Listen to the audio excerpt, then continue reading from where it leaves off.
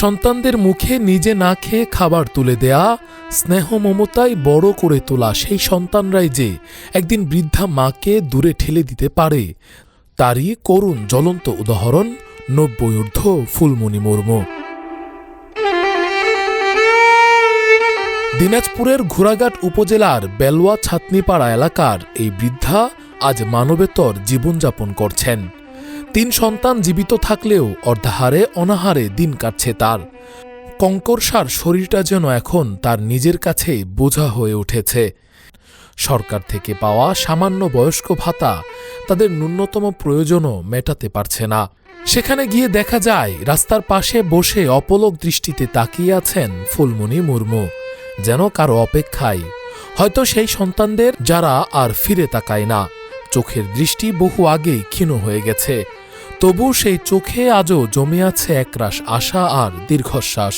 পাশেই তার জীবনের মতোই ভগ্ন একটি ঘর, বহুদিন মেরামত না হওয়ায় টিনের চাল একেবারেই নষ্ট। বৃষ্টির পানিতে ভেঙে পড়েছে ঘরের এক পাশের দেয়াল। বারান্দায় একটি পুরনো চৌকির উপর নাতিকে নিয়ে কোনো রকমে রাত কাটান তিনি। মাথার উপর ভাঙা টিনের ছাদ থাকলেও সেখানে নেই নিরাপত্তা, নেই স্বস্তি, শুধু অনিশ্চয়তা। দিন পর যাচ্ছে আর আমার একটা ছেলে আসলে, ছেলে মারা গেছে। অল্প এত বড় একটা নাতিন আছে, নাতিনের সাথে থাকে। ছেলেটা এদের বাড়িতে ওদের বাড়িতে কাজ করে, ১-১৫০ টাকা দেয়, ওটা দিয়ে খরচ করে খায়, কষ্ট করে। বাচ্চাটা গরু বেচে উড়ে চড়ায়, মাসের ওই যে যায় ১০০-১৫০ ওই টাকাটা দিয়ে ওটা নিয়ে ওই পরিবারের মধ্যে খায়। ২ জনা, নানি আর নাতিন, ছোট না বাচ্চা। আচ্ছা আসলে ওই একটা ছেলে আসলে সেটা মরে গেছে, এখন নাতিন আছে, ওই নাতিন নিয়ে এখন খায়। বুড়িটা চলবা পারে না, কিচ্ছু করতে পারে না, ওই বুড়িটা এই অবস্থায় থাকে, পড়ে থাকে, কেউ নাই জোগাড় মানুষ। স্থানীয়দের ভাষ্য, প্রায় ১৬ বছর আগে ফুলমণি মুর্মুর স্বামী তরু হেমব্রম মারা যান। তখন থেকেই জীবনের কঠিন সংগ্রাম শুরু। একসময় ৪ ছেলে ও ২ মেয়ের কোলাহলে ভরা বাড়িটা আজ নিস্তব্ধ।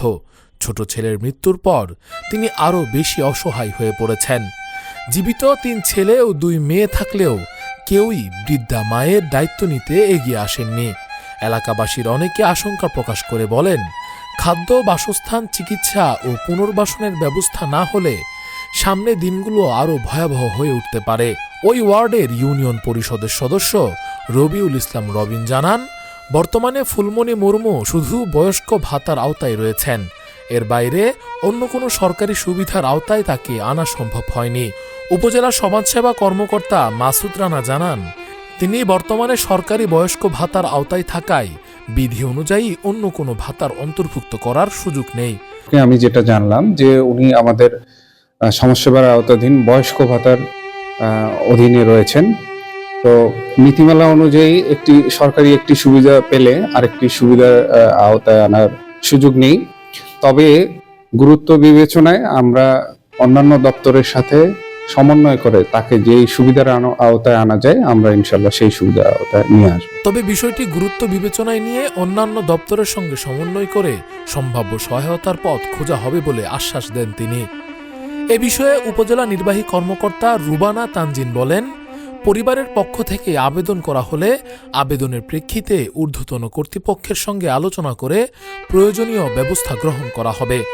জীবনের শেষ প্রান্তে দাঁড়িয়ে ফুলমণি মুর্মুর গল্প শুধু একজন বৃদ্ধার নয়, এটি সমাজের বিবেককে নাড়া দেওয়ার মতো এক নির্মম বাস্তবতা, যেখানে সন্তান বেঁচে থাকলেও মা বেঁচে থাকেন অবহেলায়, অনাদরে আর নীরব কষ্টে। Rakibul Islam Rais, face the people, desk report.